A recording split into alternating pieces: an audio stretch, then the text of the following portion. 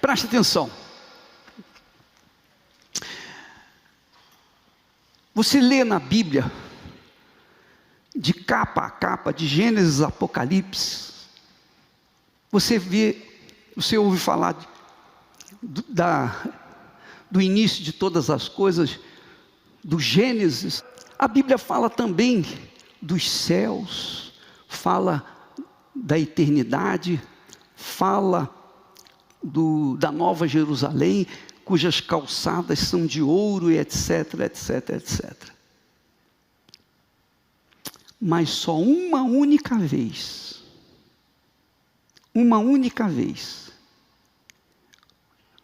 Jesus fala da morte. O que vem após a morte. Porque todo mundo sabe que um dia vai morrer. Sim ou não? Ou você pensa que vai ficar para semente? Não vai mesmo. Todos nós vamos descer à sepultura, se Jesus não vier antes e nos arrebatar, não é verdade? Mas esse é outro assunto. Nós vamos falar para vocês o que Jesus fala sobre a morte, para que você saiba da verdade que liberta. A verdade que liberta. O que acontece quando uma pessoa morre? O que acontece naquele momento? Ela sai, a sua alma descola do seu corpo. O que acontece? Jesus ensina falando assim, olha, havia um homem rico, disse Jesus, havia um homem rico. Isso não é parábola não é analogia não. Isso aqui é um fato, um acontecimento.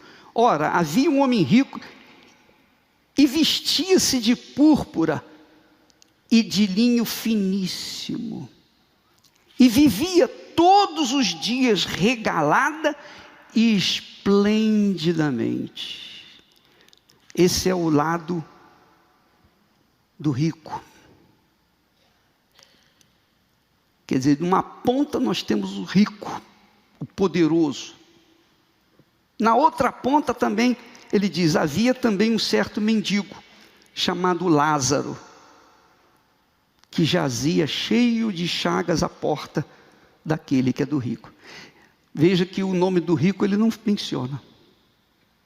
Ele não menciona o nome do rico, mas menciona o nome do pobre. O pobre miserável. Duas pontas. Jesus está falando dos lados extremos da vida. Eu sei que tem classe média, e etc, etc, etc. Tem gente que vive, enfim, tem o pobre, muito pobre, o miserável, o desgraçado, o infeliz. Jesus está falando do pior, do mais terrível pobre. Era Lázaro, que estava sentado na porta da mansão do rico, esperando uma migalha, esperando comer alguma coisa. Além de miserável, faminto, ele estava cheio de chagas, doenças, talvez leproso, coberto de chagas, de feridas. O seu estado físico era tão deplorável que os cães vinham lamber-lhe as feridas. Devia feder muito. Ele devia cheirar demais, podre, não tomava banho, enfim. Você pode. Então Jesus fala do rico que se vestia. Jesus faz questão de dizer assim: ora, havia um homem rico e vestia-se de púrpura e de linho finíssimo. Veja que Jesus entra nos detalhes da riqueza desse rico. E diz mais, e vivia todos os dias regalada e esplendidamente. Era um magnata, era um rei, era um príncipe, ou era uma rainha. Dois fatos, dois casos. Um de um lado, outro de outro. Uma ponta, o outro na outra ponta. Vamos ver o que aconteceu. Você já sabe da história, vamos aqui continuar. E aconteceu, Jesus continua dizendo, e aconteceu que o mendigo morreu e foi levado pelos anjos para o seio de Abraão. Olha só, primeiro morreu o mendigo morreu e foi levado pelos anjos para o seio de Abraão. Depois morreu também o rico e foi sepultado. Só isso.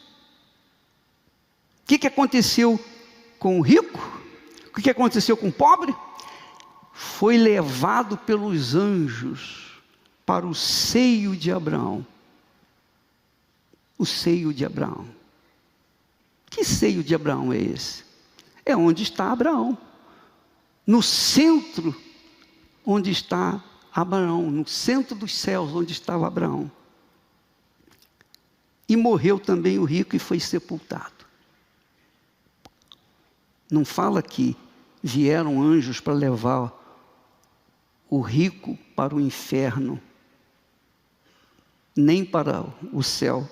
Apenas diz, morreu o rico e foi sepultado. Beleza, né? É? Sim ou não?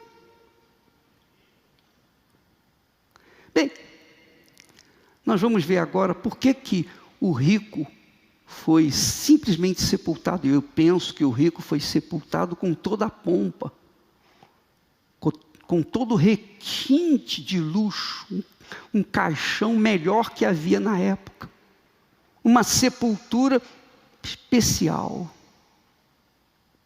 algo assim sublime.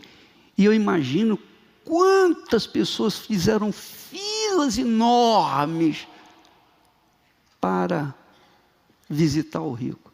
E o pobre não, o pobre morreu e foi julgado no túmulo.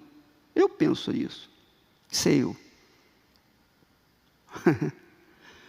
Mas a alma do pobre, quando ele morreu, imediatamente 2 anjos vieram e levaram-na até o seio de Abraão, para os céus.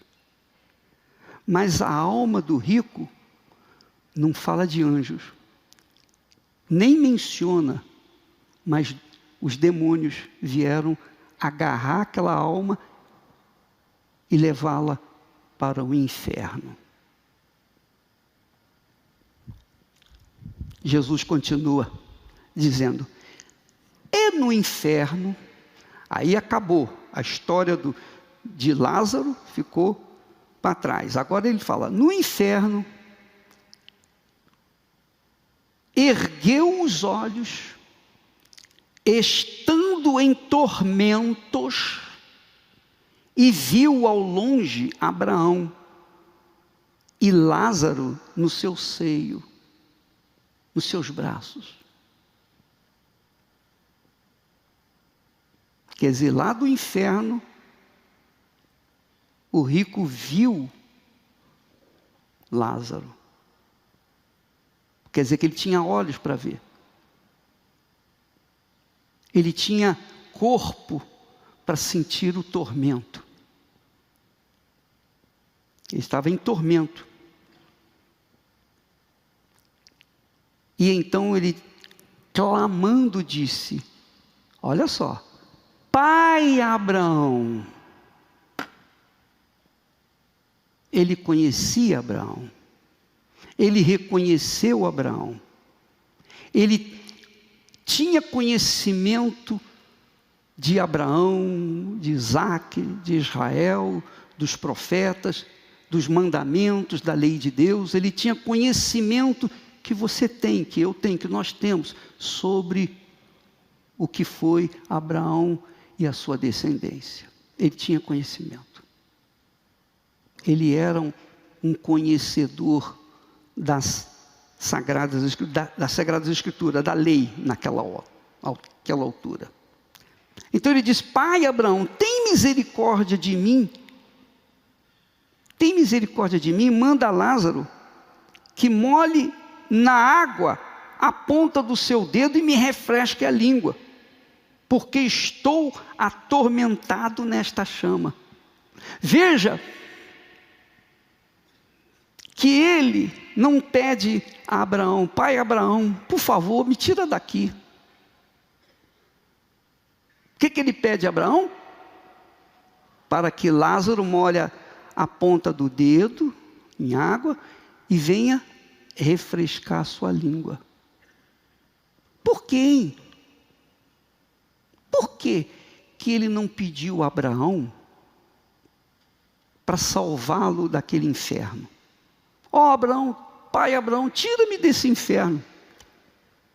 Não foi isso. Por quê? Por quê? Quando eu pergunto, eu quero que você tente responder. Porque no que você busca uma resposta, você raciocina. Você pensa. Você medita. Por que o rico não pediu para o pai Abraão tirasse ele dali? E pediu apenas que molhasse o dedo de Lázaro e pudesse refrescar a sua língua. Porque quem desce para o inferno sabe por que está lá.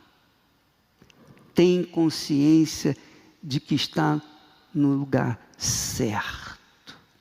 Sabe que merecia estar lá.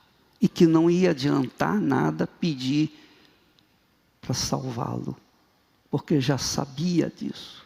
O rico sabia disso. Por que ele sabia? Você tem que entender isso, porque o desenrolar dessa história, desse fato, isso aconteceu na Babilônia. E Jesus viu, porque ele já existia antes de todas as coisas. Jesus então está contando uma história, a história verídica desses dois elementos. Tanto quanto o rico quanto o pobre. Então Abraão respondeu para o rico: filho, lembra-te de que recebeste os teus bens em tua vida, e Lázaro somente males. Agora este é consolado e tu atormentado. Quem lê assim, a grosso modo, sem meditar, vai dizer assim, vai chegar à seguinte conclusão: bem, todo rico vai para o inferno e todo pobre vai para o céu. Não é isso? É ou não é? Mas a Bíblia fala que Abraão, que é o pai na fé, nosso pai na fé, Abraão, diz o texto sagrado lá em Gênesis, olha, Gênesis, lá em Gênesis diz assim, capítulo 13 e versículo 2, Gênesis 13 e 2, por favor, se for possível coloque aí, meu filho. Olha só o que está escrito: era Abraão o quê? Fala, pessoal. Muito rico em gado, em prata e em ouro. Muito rico em gado, em prata e em ouro. Por que o rico que estava pedindo que Lázaro molhasse a ponta do dedo e molhasse a sua boca, a sua língua, o rico estava no inferno, e Abraão, que foi tão rico, podre de rico, veio a ser o pai na fé de todos aqueles que creem em Deus, e estava no céu, estava lá no céu. Então nós verificamos aí que existem dois tipos de ricos. Dois tipos de rico. O rico que tem as riquezas desse mundo, e o rico que tem as riquezas desse mundo, acima de tudo, a fé em Deus. Porque Abraão é o pai na fé. Era rico, mas era um homem de Deus, temente a Deus, amigo de Deus. Amigo de Deus. Então, dois tipos de rico. Se você quiser ser rico, ganhar muito dinheiro, muito dinheiro, você vai se tornar pobre, paupérrimo, miserável, porque você vai valorizar as suas riquezas. Você vai deixar a sua fé de lado e vai investir na sua riqueza material, porque é o que você vê, é o que você sente, é o que você pega, que você usa, que você que curte o seu ser, a sua alma. Você fica satisfeito em ter tudo, uma mesa farta, roupa farta, joias, carros e aviões e etc, etc. Então, se você quiser ser rico, pela fé, nesses termos, você pode ser rico. Só tem uma coisa, você vai se tornar pobre. Porque na hora da morte, você vai perder tudo. Toda a sua riqueza vai ficar por aí e a sua alma vai vazia para o inferno. Mas se você quiser ser rico, ter como Abraão teve as suas bênçãos, mas sobretudo a riqueza de Abraão não começou com o seu trabalho, com a sua luta, não. A sua riqueza começou com a fé em Deus. Quando ele começou a obedecer a palavra de Deus, aí ele tornou-se rico. A riqueza de Abraão veio com a sua lealdade, fidelidade para com Deus, a sua fé em Deus. Pois a Bíblia diz que por causa da sua fé, Abraão foi justo na sua época. Amém, pessoal?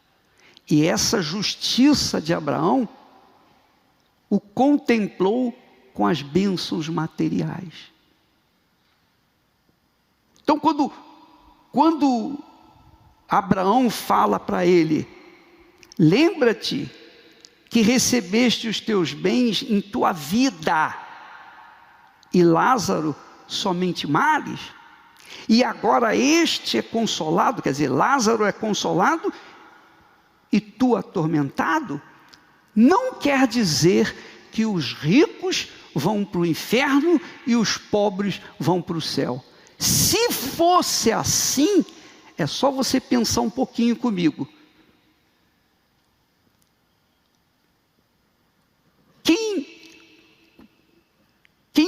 O que existe mais nesse mundo? Pobre ou rico?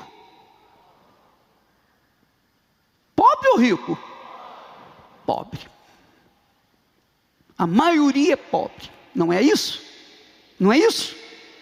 Então, obviamente, se a gente vai nessa crença de que os pobres vão para o céu e os ricos vão para o inferno, então a maioria dos pobres vai para o céu. Mas Jesus disse que a porta dos céus é estreita, o caminho é apertado, e poucos acertam com ele. Como é que você vai entender isso? Isso significa dizer que o pobre necessariamente vai para o céu e o rico, muito menos o rico, vai para o inferno. Tanto o pobre quanto o rico dependem exclusivamente da escolha que cada um faz para a sua vida. A sua vida. Você, quando morrer, você vai para o lugar onde você determinou. O rico, esse rico que fala aí dessa história, ele era judeu, porque ele chamou Abraão de pai. Ele conhecia Abraão, conhecia as leis de Moisés, ele sabia da palavra de Deus. Mas ele era um homem rico. E ele não dava a mínima para os conhecimentos dele. Ele vivia, disse Jesus, regaladamente. Quer dizer, satisfazia todos os seus anseios, todas as suas cobiças, tudo que o seu coração desejava, seus olhos viam, ele se satisfazia. E não dava a mínima para a palavra de Deus. Como judeu, ele devia guardar o sábado. Então, no sábado, ele observava, mas durante os outros dias da semana, ele se prostituía, ele adulterava, ele fazia aquelas algazarras que você já conhece bem. Senhora!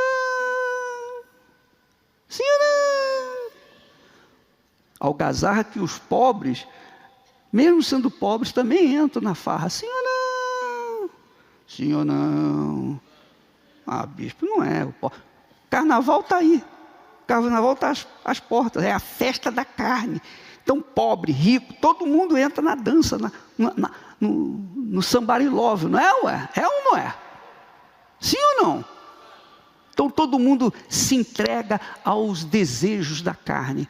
Então, tanto o pobre quanto o rico, que não atentam para aquilo que Deus falou, vai para o inferno quando morre. Tem nada desse negócio, é pobrezinho, tem nada disso. Vai para o inferno, porque sabia da palavra, sabia da disciplina do reino de Deus, mas preferiu seguir os desejos do seu coração. Então, minha amiga, meu amigo, só existem dois tipos de pessoa nesse mundo. Os que vão para Deus e os que vão para o inferno. A maioria vai para o inferno. A maioria vai para o inferno. Não tem a menor dúvida, tem certeza. O próprio Jesus disse isso. Muitos são chamados, disse Jesus. Poucos escolhidos. Você foi chamado. Se você vai ser escolhido ou não, isso depende de você. Eu fui chamado. E essa é a minha riqueza. Essa é a minha grande riqueza. Eu fui chamado, escolhido e permaneço escolhido. E vou ser salvo se permanecer escolhido. Se permanecer. Porque não é porque eu fui chamado, escolhido, agora eu posso deitar de papo para o ar e gozar a vida. Não. Eu tenho que manter a minha fé em dia todos os santos dias. Amém? Para que no final eu seja salvo de verdade. Quando eu morrer, passar para a eternidade, nessa fé, eu estarei com Jesus, com Abraão e etc. Mas se eu cochilar, com certeza eu vou dançar no inferno. Eu vou sofrer no inferno. Dois tipos de pessoas. Jesus falou isso. Ide por todo mundo e pregai o evangelho a toda criatura. É o que nós temos tentado fazer. Quem crê e for batizado, será salvo. Quem não crê, Jesus disse, já está condenado.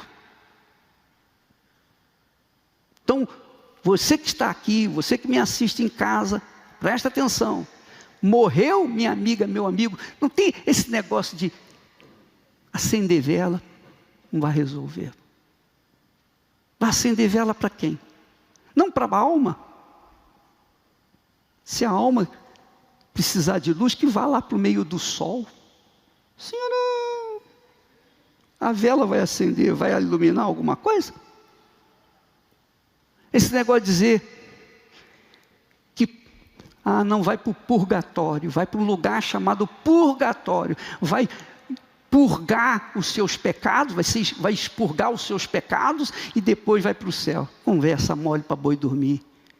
Para as pessoas pagarem missas e rezas e preces para que aquela alma seja salva. Ora, minha amiga, só na cabeça de uma pessoa que não pensa, que não raciocina, que vai aceitar essa lorota, essa conversa mole para boi dormir.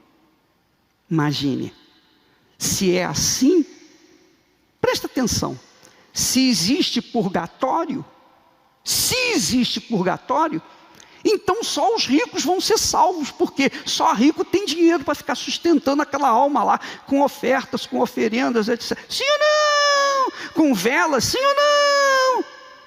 E o pobre, que não tem nada, não tem nem para comer, como é que vai orar, vai rezar para o que morreu, para que venha a ser livre lá do purgatório? Então é mentira, seria injustiça da parte de Deus. Deus não é injusto. Deus não é injusto, como nós, humanos, somos. Não existe purgatório. Purgatório está aqui, aqui. Se você pratica justiça, então você será salvo. Se você pratica injustiça, que é o pecado, você vai para o inferno. E se você realmente tem interesse no seu futuro eterno, porque vai para o inferno e do inferno depois vai para o lago de fogo e enxofre, que é pior do que o inferno, porque o inferno também vai lá para o lago de fogo e enxofre. A morte vai para o lago de fogo e enxofre. Satanás vai para o lago de fogo e enxofre. Mas o que vai? A besta, o falso profeta, tudo vai para o lago de fogo e enxofre. E também aqueles cujos nomes não estão escritos no livro da vida. Se você pratica o que é justo, se você vive uma vida pautada de acordo com a palavra de Deus, você garante a sua eternidade com Deus. Se você vive a sua vida de costas para a palavra de Deus, desdenhando a palavra de Deus, então, meu caro, você pode ter certeza, vai acontecer isso com você, o que aconteceu com esse rico. Você vai para o lugar de tormento. Tormento eterno. Eterno. Domingo que vem nós vamos continuar com isso. Nós vamos continuar com esse assunto. E se você não gosta desse assunto, se isso não faz bem para você, porque quando se fala de vida com abundância, todo mundo, legal, vamos lá. Mas quando se fala da morte, que vai acontecer, quer você goste ou não, cedo ou tarde, sim ou não? E para morrer basta estar vivo, sim ou não? Não precisa ficar velho para morrer. É ou não é? Sim ou não? Você não precisa ficar velhinho, igual eu, para morrer, não. Você pode morrer hoje, aqui agora. Aí mesmo na sua casa. Se você é jovem, moço, recém-nascido, não interessa. A morte vem para quem está vivo. Mas a salvação eterna está aguardando por aqueles que aceitaram Jesus Cristo como único Senhor, Senhor de suas vidas. Pessoas que entregam suas vidas no altar, 100%. Entregam seus pecados, entregam suas prostituições, seus adultérios, seus enganos, suas mentiras, tudo que não presta, tudo que tem, tudo que não presta, entrega no altar. É a vida por inteiro. Essa é a razão da fogueira santa. Quando nós temos a fogueira santa, é justamente para isso. Para que as pessoas venham depositar no altar o resto de vida que tem. Para que então o Senhor Jesus venha reinar dentro delas.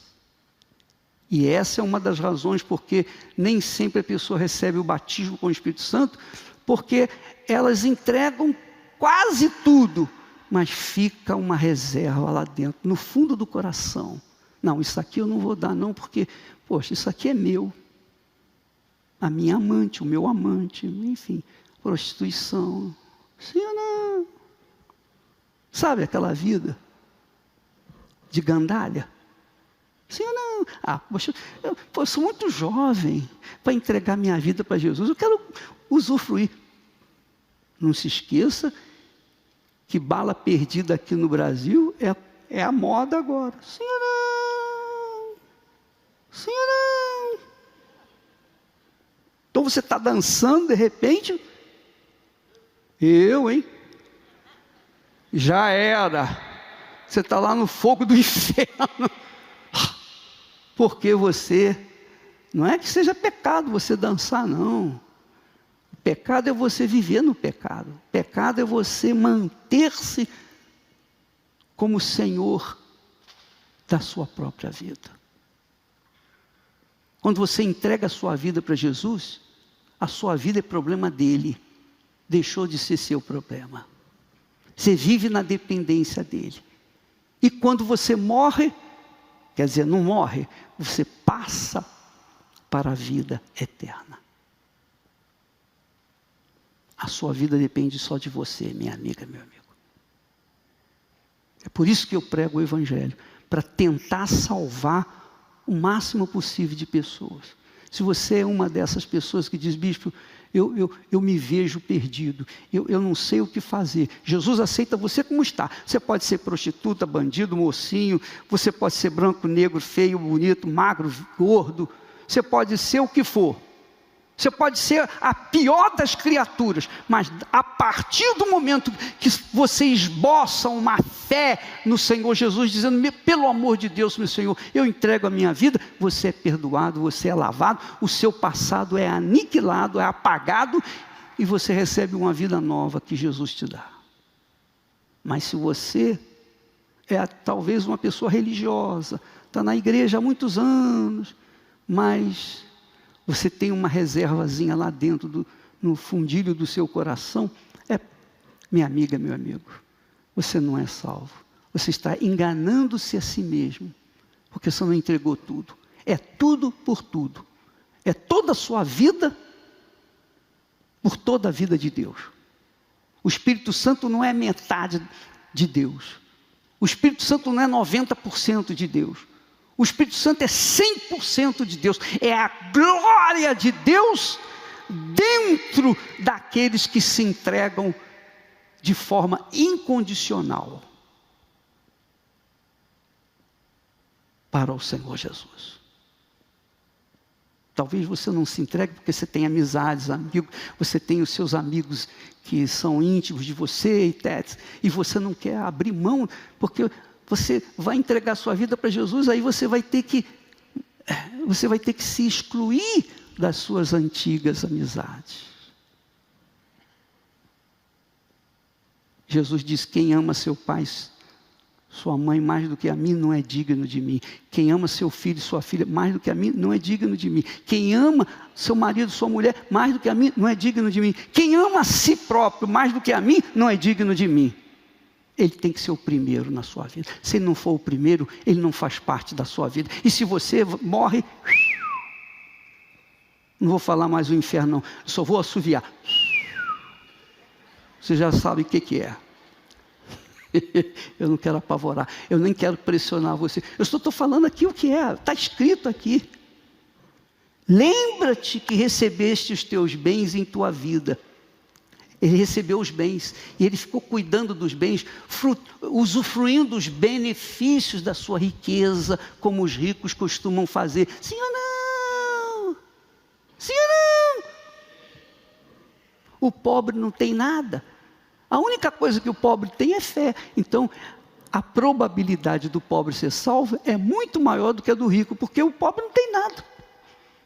Agora mesmo, muitos de vocês vão entregar a vida, bispo, eu não tenho nada mesmo, toma essa porcaria de vida, se o senhor aceita, toma aqui esse lixo. Jesus aceita o seu lixo como ele é, mesmo não sendo reciclável, ele aceita você. Mas se você tem dinheiro, se você tem condições, Sou muito jovem para entregar minha vida para Jesus, ficar restrito, limitado a uma vida limpa, íntegra. Ah, não, eu quero.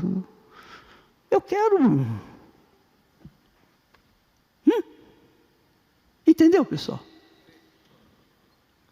O que você quer? Jesus diz: eis que estou à porta e bato. Bato. Se alguém ouvir a minha voz e abrir a porta, eu entrarei com ele e cearei. Nesse momento, Jesus está batendo a porta de todos vocês que estão em casa, no presídio, no hospital, pobre, rico, miserável, seja lá o que for. Todos. Jesus está batendo a porta. Quem quer? Quem está ouvindo? Você está ouvindo. Agora, não basta ouvir. Tem que abrir a porta do seu coração. E essa porta do seu coração só tem tramela do lado de dentro. Do lado de fora não tem. Você que tem que abrir a porta. É uma atitude espontânea, liberal. Amém, pessoal?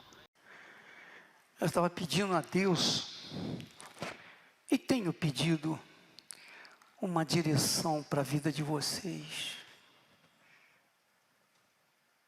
Porque eu sei que quando você chega aqui, você chega com problemas. Seja problema de saúde, problema familiar, problema econômico, conquistas pessoais. Cada um procurando o seu espaço no contexto desse mundo. Todo mundo buscando soluções. A mesma coisa que acontecia na época de Jesus. As multidões vinham para Jesus e apresentavam os seus problemas. E elas, naturalmente, estavam esperando os milagres, as mágicas. E a gente sabe que não é como a gente pensa. Deus não age de acordo com os nossos pensamentos. Ele não vem ao encontro da nossa necessidade de acordo com os nossos ideais. Não é assim que funciona.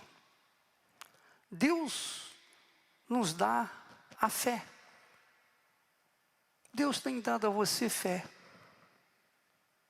Ele tem me dado fé.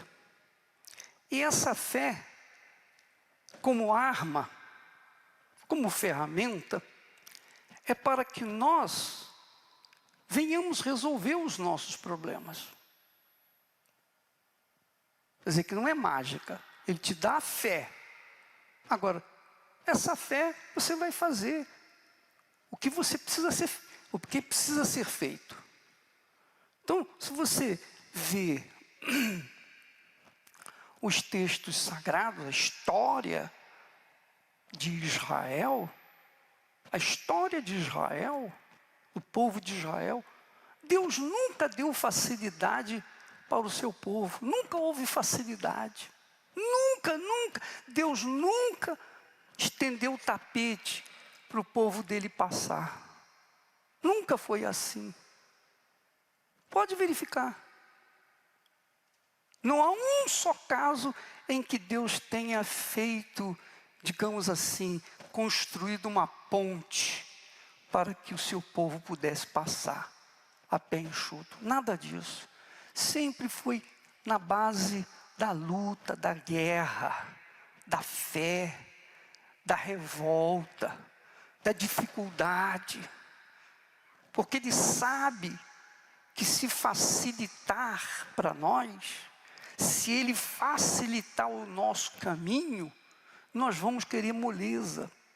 A gente não vai conquistar nada. A gente vai ficar parado no meio do caminho, vai morrer no meio do caminho. Então Ele nos deu a fé como uma ferramenta de uso pessoal. E cada um tem a sua fé. É uma revelação individual para cada um de nós. Uma coisa eu sei, e eu falo isso por experiência própria. Eu nunca tive facilidade na minha vida. Nunca, jamais em tempo algum. Deus me chamou quando eu tinha 19 anos de idade. Mas eu nunca vi facilidade. Nunca, jamais, em tempo algum. Eu sei o que é dificuldade. Eu lutei, eu vivi as dificuldades. Eu enfrentei os meus desafios permanentes. Não era fácil, não. Contra tudo, contra todos. Deus nunca facilitou para mim. E Ele nunca, jamais, em tempo algum, vai facilitar para você. Não espere facilidade da parte dEle. O que Ele me deu? Ele me deu uma fé. Mas uma fé, não assim, aquela fé, eu creio em Deus. Eu creio na Bíblia. Está aqui escrito na Bíblia, eu creio. Não é esse tipo de fé, não. Ele colocou dentro de mim uma revolta, uma ira. Ele colocou dentro de mim algo que nem eu mesmo entendia. E ninguém me entendia. Havia dentro de mim um fervor, uma ira, algo revoltoso dentro de mim. Algo que realmente eu não podia aceitar aquela situação. Então essa é a fé. Se você quer saber se você está na fé, você tem que ver se você está revoltado. Se você não está na revolta, você não está na fé. Porque quando se está na fé, a pessoa está na revolta. Quando a pessoa está revoltada, ela está na fé.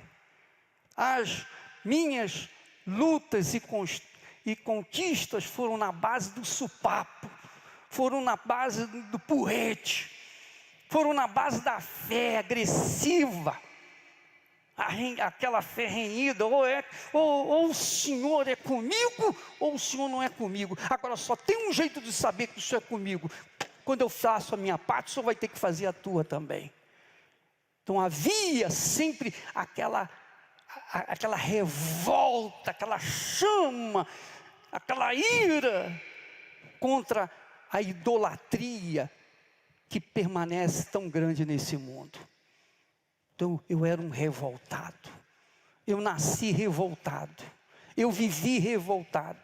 Nunca eu vi Deus estendendo o tapete para mim, facilitando as coisas para mim. Sempre foram muita dificuldade. Eu sei, você que come de marmita, eu sei o que é comer de marmita. Eu sei o que é comer de marmita. Quem fazia minha marmita era eu, porque a Esther não gostava nem de fazer minha marmita, porque ela ficava com nojo. Ela não estava acostumada àquilo, mas para mim era moleza. Então, eu sei o que é comer de marmita. Rádio de pilha, né? Antigamente chamava de rádio de pilha, que a gente carregava. Pois bem, meus caros, nunca foi fácil para mim. Eu tinha o Espírito Santo? Tinha o Espírito Santo, sim. Eu era batizado, selado com o Espírito Santo, sim. Mas mesmo com o Espírito Santo, nunca houve tapete vermelho. Sempre fui injustiçado, caluniado, perseguido, incompreendido, etc. Não vou falar aqui detalhes porque não interessa para vocês.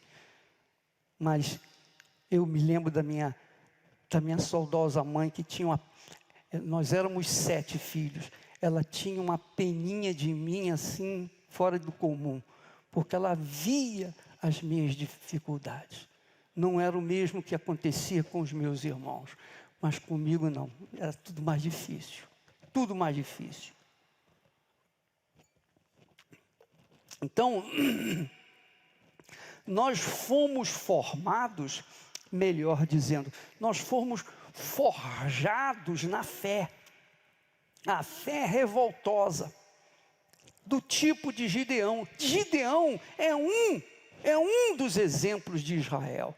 Mas se você ler a história do povo de Israel, desde o princípio, você vai ver que sempre houve dificuldade, problema, sempre houve barreiras, sempre houve inimigos, sempre haviam aqueles que queriam barrar o caminho de Israel. Leia a Bíblia, você vai ver, você vai aprender muito na história de Israel com a sua própria vida, para você saber como é que você deve se posicionar diante dos seus desafios, das suas lutas, das suas guerras.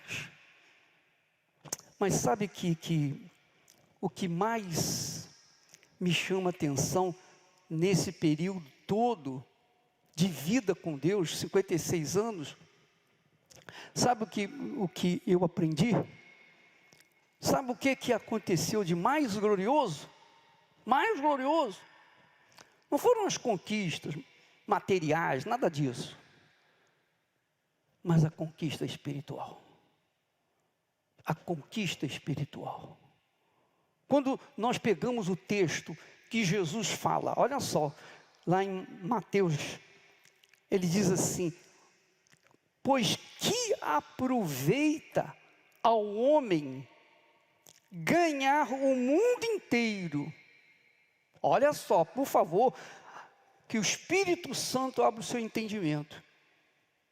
Que o Espírito de Deus abra o seu entendimento agora mesmo, para você entender essa palavra e descobrir o que está faltando na sua vida. O que está faltando, qual é a revolta que você tem que carregar dentro de si. Que aproveita o homem ganhar o mundo inteiro. Sabe o que significa o homem ganhar o mundo inteiro? Sabe o que significa isso? Digamos que você fosse um Bill Gates, um dos homens mais ricos do mundo, mais poderoso do mundo. E o que adianta você ser o homem mais poderoso do mundo e perder a sua alma? Porque a sua alma, minha amiga, meu amigo, ela se conquista quando você coloca toda a sua revolta, quando você coloca toda a sua força, quando você coloca todo o seu amor, quando você coloca toda a sua vida, quando você abre mão da família, do casamento, dos seus negócios, abre mão dos seus projetos pessoais, você abre mão de tudo. Você abre mão de tudo, filhos de tudo, e prioriza a sua alma. Prioriza a sua alma. Esse é que é o difícil. Porque conquistar o mundo não é difícil. O difícil é você conquistar a sua alma. O difícil é isso. É o mais difícil. Então Deus permite que nós enfrentemos o inferno, enfrentemos esse mundo cruel, mau, perverso, nocivo, injusto. Ele permite que nós enfrentemos o inferno para alcançarmos a nossa alma, para a gente valorizar a nossa alma. Você sabe o que é a sua alma? Você sabe o que significa a sua alma? A sua alma é esse corpo invisível que você carrega dentro de si. Você não vê, mas esse corpo chamado alma, vê com os seus olhos, sente com o seu coração. Esse corpo que você carrega dentro de si, que você veste, que você trata, você come, você alimenta, você deita, você dorme, você descansa, é a sua alma, só a sua alma. Esse ser invisível não é o espírito não. O espírito trata-se da mente, do intelecto, da sabedoria. A alma, Jesus não veio para salvar o espírito, ele veio para salvar o quê? A alma. Jesus veio para salvar a sua alma. Então, para salvar a sua alma, ele teve que dar a vida dele. Olha só o preço da sua alma. Olha só o valor da sua alma.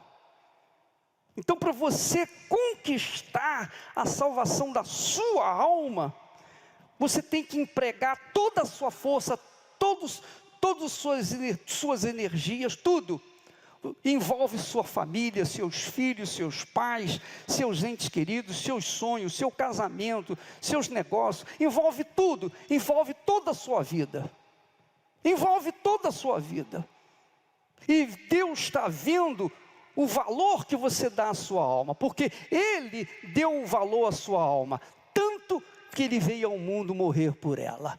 Agora, se você dá a mínima para a sua alma e quer cuidar do seu corpo físico e quer ganhar o mundo inteiro, é porque você não é digno de receber a salvação da sua alma. No mínimo. Então Deus permite que a gente enfrente o inferno, esse mundo desgraçado. Quisera eu que ele estivesse pegando fogo de uma vez.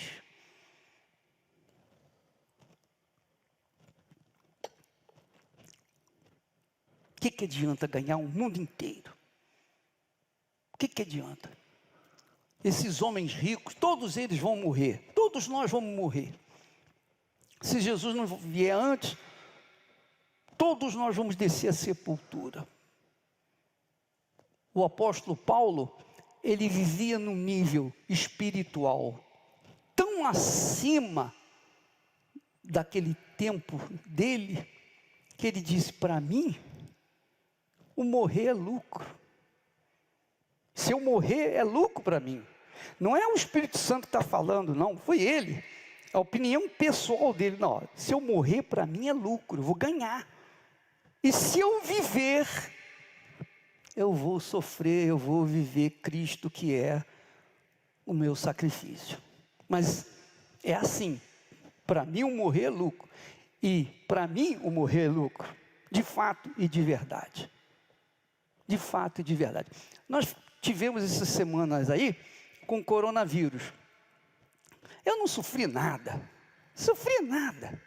que eu já ouvi pessoal falando, sofrimento e dor, gente que sofreu com dores no corpo inteiro. Eu não sofri nada disso, só tosse e enjoado, sem querer comer, e sabe como é que é? Dorme mal, come mal, vive mal, uma vontade só de ficar deitado. Eu queria partir de uma vez, e eu não falo isso para que você ache que eu esteja querendo mostrar nada disso, uma espiritualidade. Para mim o melhor seria ir embora já, imediatamente. Eu odeio esse mundo, tenho nojo desse mundo. Eu não vivo para mim, eu não vivo para mim, eu não vivo um minuto para mim. Não me interessa a minha vida para mim. Sucesso para mim não faz nenhuma diferença. O maior sucesso que eu posso carregar é manter a minha salvação, a salvação da minha alma, que é o que eu quero para vocês. E se isso não acontecer com vocês, eu me sinto o mais fracassado dos seres humanos. O mais fracassado. Porque eu quero que você tenha a sua alma salva. O dia que você tiver um encontro com Jesus, o dia que você receber o Espírito Santo, o dia que você tiver um encontro verdadeiramente com o Altíssimo, você será a pessoa mais feliz da face da terra. Não interessa, com dinheiro ou sem dinheiro, com trabalho ou sem trabalho, não importa se tem família, se não tem família, se vai casar, se não vai casar. Você será a pessoa mais feliz da face da terra. Então, a nossa preocupação, eu estava pensando, desde ontem, meu Deus, eu não posso chegar para dar para o povo, pegar a Bíblia e ficar ensinando, conversa e tal, história bonita, etc. Eu quero que as pessoas saibam o que elas precisam saber. Eu quero que as pessoas tenham consciência, meu Deus, da responsabilidade que elas têm para com a alma delas. Porque Deus não pode fazer nada por você enquanto você não fizer por si próprio. Enquanto você não se esforçar pela salvação da sua alma, ela vai continuar perdida. Você dá banho nela, você cuida dela, mas cada dia ela vai declinando desse mundo. Essa é a realidade. Você conquista hoje, amanhã você tem que conquistar novamente. É ou não é? Você come hoje, amanhã você tem que comer novamente. Você dormiu ontem para hoje, vai dormir de hoje para amanhã. É ou não é? Sempre vai se repetir as coisas. Sim ou não? Sim ou não? Você casou, vai descasar para casar outra vez, mas daqui a pouco vai ter que casar novamente porque não resolveu.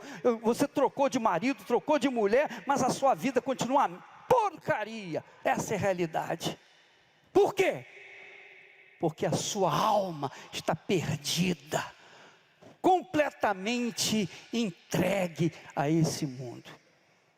Aí eu queria que você agora prestasse atenção a esse vídeo que eu escolhi justamente para chocar você, para vocês verem o que acontece com a alma. Porque vocês não conseguem enxergar o tamanho, a grandeza da sua alma. Você só consegue enxergar as coisas que você vê com os olhos físicos.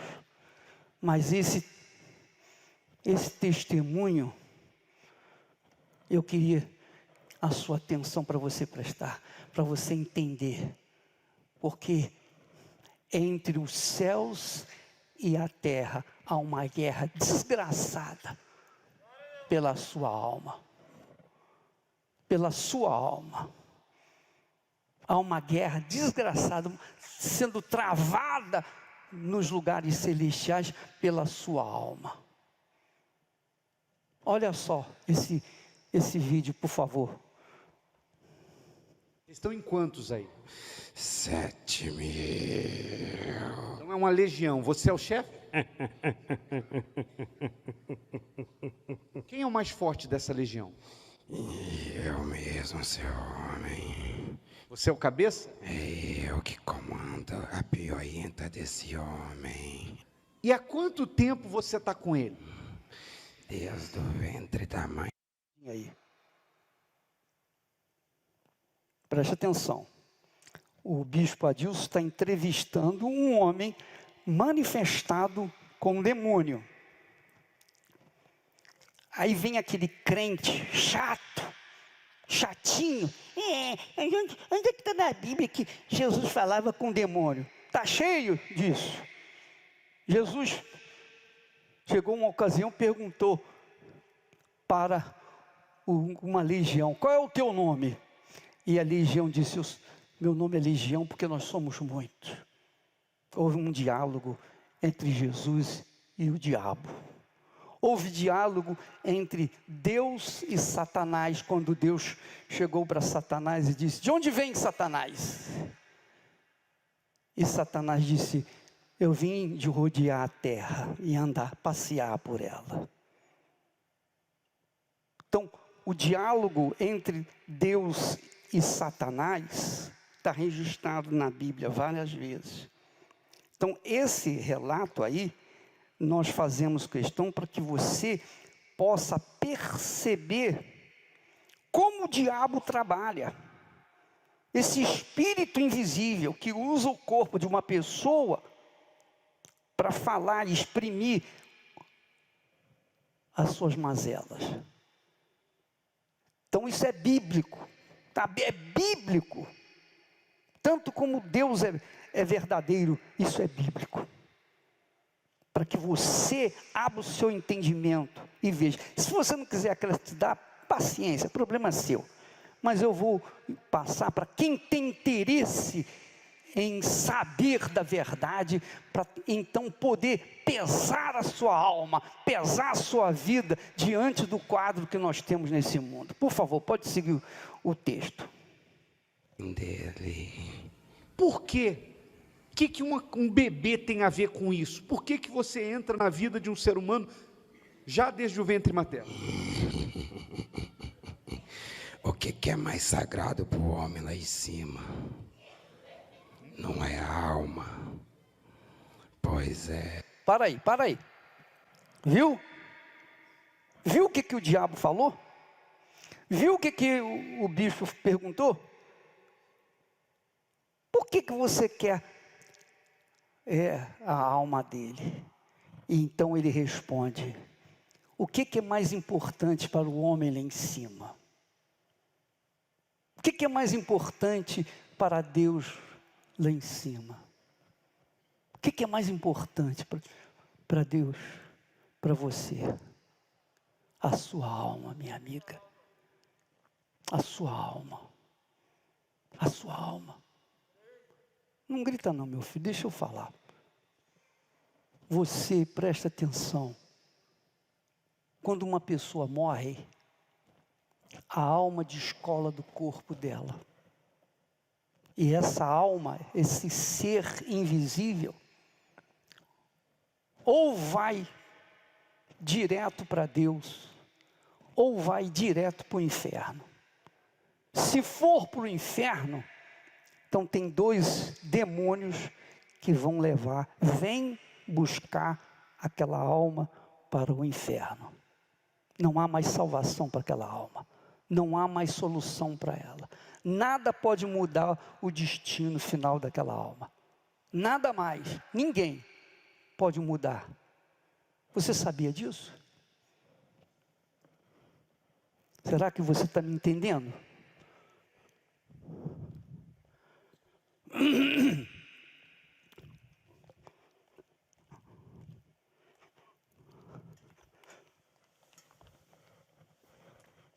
Preste atenção. Quero falar bem pertinho de vocês.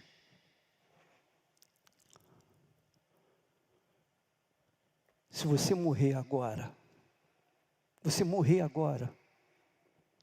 morrer agora, a minha alma, eu tenho certeza para onde vai. Para mim não faz diferença ir agora, amanhã ou ano que vem. Mas e a sua alma? Você não sabe o valor da sua alma. Você não tem ideia do valor da sua alma. Você não tem ideia. Você não tem como mensurar o valor da sua alma. Isso que eu pedi a Jesus. Jesus, eu tenho que falar para eles o que o Senhor falaria se estivesse no meu lugar. A sua alma. As pessoas hoje estão morrendo por nada, não é verdade? As pessoas estão morrendo por nada, a troco de míseros reais. Pior não é isso. Pior é que se a pessoa não tem a certeza da sua salvação, da salvação da sua alma, ela estará condenada por toda a eternidade e não tem mais ninguém que possa salvá-la. Nem Deus pode descer do céu para tentar salvá-la.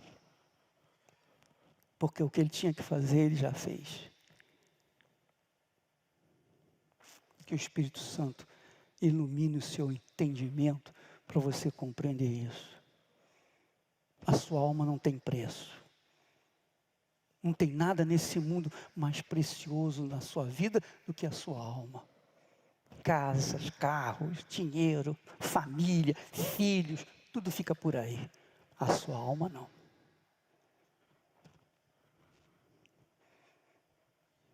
Você sabe por que eu prego o Evangelho? Para ganhar a sua alma.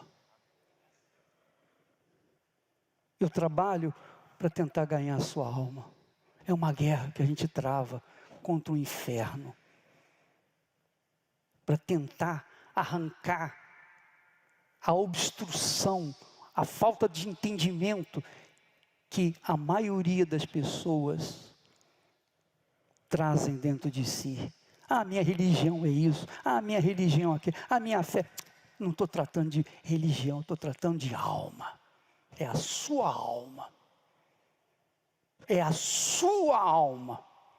Eu quisera que Deus fizesse vocês todos sonharem esta noite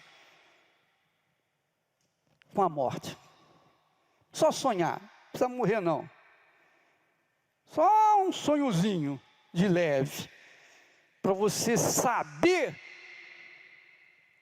o que é a perda da alma. Amém, pessoal? E alma não tem cor. Alma não é negra, nem branca, nem homem, nem mulher, nem jovem, nem velho. Alma, minha amiga, meu amigo. A alma usa o corpo que você tem aí. Mas não tem cor, não tem sexo, não tem idade. É alma. Dura por toda a eternidade. E é para lá que as almas perdidas vão. O inferno. Onde o fogo não se apaga. Onde os gritos de dor não terminam nunca. Não terminam nunca. Não há um só segundo em que a pessoa tenha um sossego. Quando uma pessoa tem uma depressão, o que ela faz? O que ela tenta fazer? Ela quer acabar com a vida dela, não é assim? Por quê? Porque a alma dela não aguenta mais viver nesse mundo, não é isso? Então ela pensa, bom, se eu me matar, pronto, eu vou sossegar, eu vou descansar. Vai uma ova, aí é que vai começar o inferno dela. Então o diabo falou, o que o homem lá em cima mais ama, mais deseja? É a alma. A sua alma. A sua alma. Que não tem preço. Vamos continuar assistindo esse testemunho, por favor. Eu venho buscar ela desde o ventre para me levar para o meu reino. Quer dizer que toda vez que uma criança é gerada, já começa a haver uma disputa. Já eu trabalho com aquilo que eles não podem ver. O que eles não podem ver? A alma. É isso que você quer? É isso que nos fortalece. É a única forma de ferir o homem grande. A única forma de ferir a Deus é tocando nas almas. O bem mais precioso dele, a criação mais preciosa. Mas tem gente que acha que o bem maior dela é a casa que ela tem, é o carro, é a conta no banco. Isso aí passa, isso fica. A alma, Ela prevalece. e você já levou muitas almas? Tem tantas gritando lá embaixo para esse povo que não acredita. Quer dizer que é lá embaixo? Seu homem, deixa eu fazer aqui. Você já viu alguma alma gritando aqui em cima? É lá embaixo.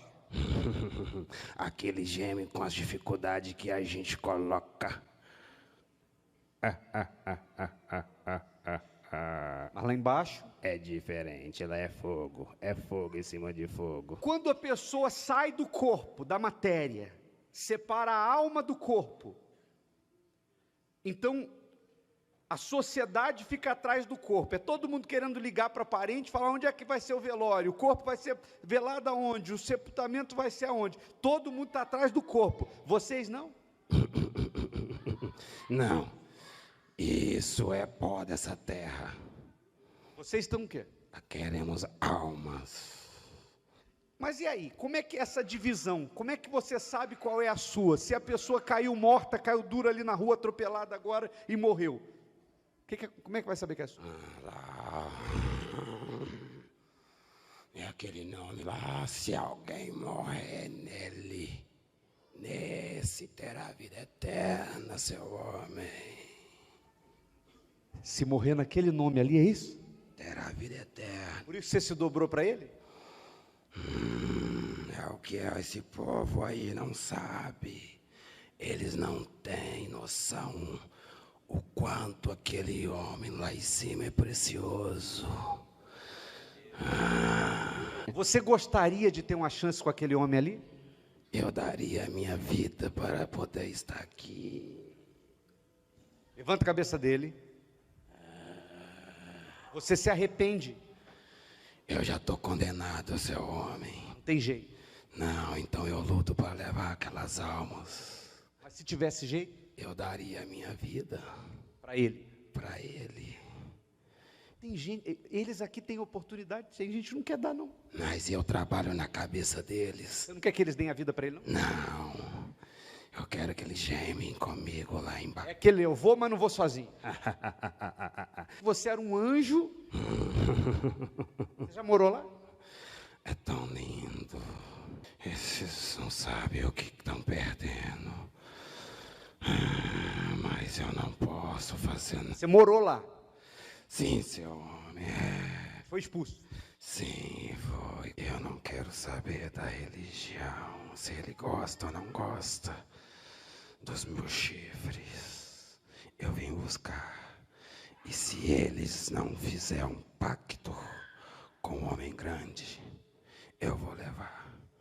Que eles não sabem o quando descolar a alma dessa carne podre que eles carregam sobre os esqueletos deles.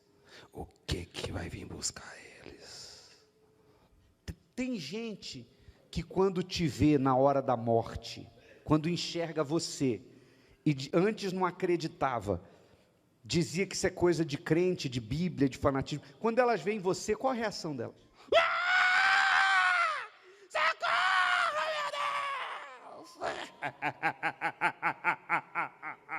Mas aí não tem jeito. Geme.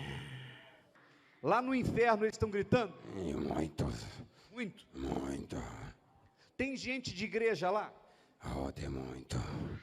Tem gente que frequentava, conhecia a Bíblia, lia a Bíblia? Tem pastores lá embaixo gritando: ah, meu Deus, me dá a oportunidade. A oportunidade deles era aqui. Tem ex-pastores lá. Tá Está vendo só? Então, tem gente que quando vem na Igreja Universal, eu não gosto daquela oração não, que é uma gritaria, as pessoas gritando, os demônios gritando. Então não queira ir para o inferno, porque isso aqui, essa gritaria não é nada. O que você vai fazer com a sua alma? O que você vai fazer com a sua alma? Agora, nesse momento. Imagine, essa noite, o anjo venha cobrar de você a sua alma.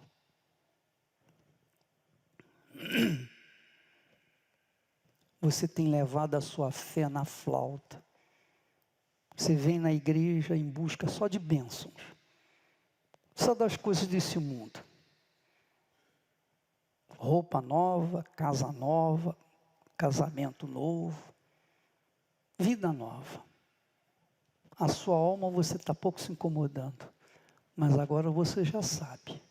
Você não pode nunca, jamais, em tempo algum dizer: eu não sabia. Eu não sabia que a minha alma estava em perigo de vida. Você quiser fazer um pacto com Deus aqui agora, pacto de vida ou morte, tudo ou nada, é a sua vida. Não se trata da sua filha, seu marido, sua mulher, sua família, é você, a sua alma. A sua alma é sua, só você pode decidir o destino dela. Se a sua filha não quiser, seu pai não quiser, sua mãe não quiser, enfim, a família não quiser, não interessa. A sua alma é sua. E você tem agora essa alma nas suas mãos. Se você quiser entregá-la para Jesus e firmar a sua vida com Ele a partir de agora. E abrir mão do mundo inteiro para ganhar a sua alma.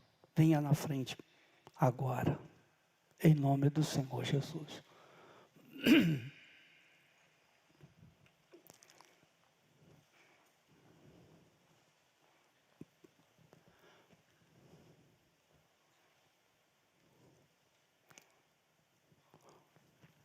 Eu não ia vir hoje não, mas o meu coração queimava para trazer para vocês essa chance.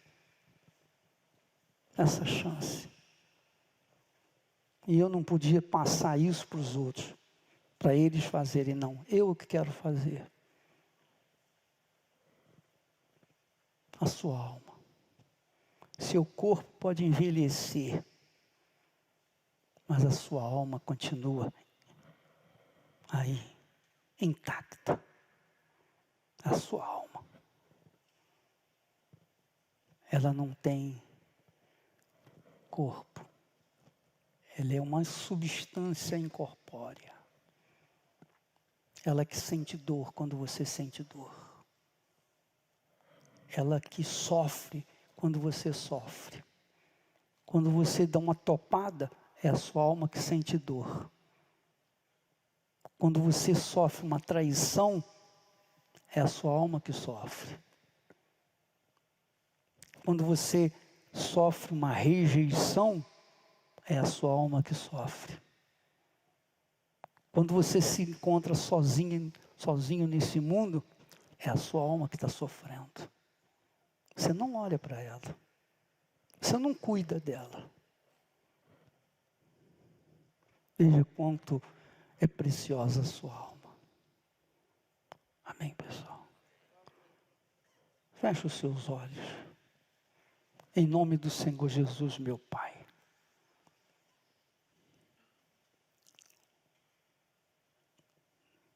Eu passei para eles o que o Senhor me deu, meu Senhor. Com exemplos claros. Agora eu venho entregá-los a Ti nas Tuas mãos, meu Pai. Eu peço, Senhor Jesus, venha lhes dar o dom do arrependimento.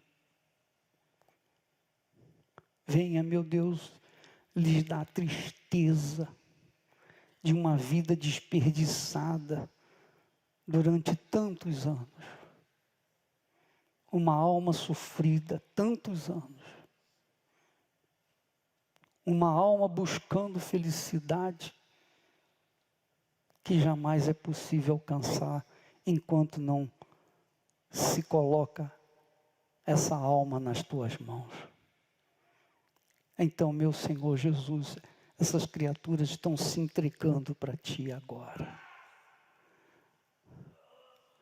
Elas estão se rendendo a Ti, meu Senhor. E o diabo sabe disso. O diabo sabe que ele perdeu essa alma. Você perdeu, Satanás. Você acabou de perder essa alma aqui agora. Ela era tua. Ela estava condenada à eternidade. Mas eis que o meu Senhor, o Todo-Poderoso de Israel, estende a mão para salvar essa criatura aqui agora. Seja livre, minha amiga, meu amigo. Seja livre dos seus pecados, seja livre do seu passado triste. Seja livre dessa vida desgraçada que você vinha vivendo. Seja livre, literalmente livre, desde o alto da cabeça até a planta dos pés. Seja livre aqui agora, agora mesmo. Seja livre a sua alma agora, nesse momento. Em o nome do Senhor Jesus Cristo, receba a salvação que Jesus te oferece de graça. Ele perdoa você. Ele aceita você do jeito que você é. Do jeito que você nasceu. Ele perdoa você. E Ele te abraça agora. Receba o abraço dEle. Receba a paz. Ele te dá a paz que você não tinha. Você vinha gemendo. Você vinha urrando. Você vinha sendo martirizado pelo desprezo. todo mundo desprezava você, ninguém queria você. Quantas vezes você já pensou, eu vou acabar com a minha vida, eu não quero mais viver, mas eis que Deus guardou a sua vida para aqui e agora, para mudar essa situação. Ele olhou por você. Ele olhou por você, Ele olha por você aqui agora. Receba a salvação aí agora, em nome do Senhor Jesus Cristo, em nome do meu Senhor e Salvador Jesus Cristo. Seja salvo aí agora. Fale com Deus, converse com Ele, rasga a sua alma, confesse os seus pecados, fale com Ele, diga o que você tem dentro de si, coloca tudo para fora, coloque toda a sua alma nas mãos dEle, e Ele te abraça, e Ele te recebe, e faz de você uma nova criatura agora. Você que está nos assistindo em casa, onde quer que você esteja, você está se entregando, Jesus recebe você aí também agora. Ele estende a mão poderosa dEle para você. Oh, minha amiga, meu amigo, em nome do Senhor Jesus, receba a alegria da salvação, receba a alegria da sua salvação, receba a alegria que você nunca teve na sua vida, receba o valor que você tem à sua alma. Jesus dá valor à sua alma, e só Ele dá valor à sua alma. Por isso, seja bem-vindo ao reino de Deus, seja bem-vindo em nome do Senhor Jesus. Fale com Deus aí agora.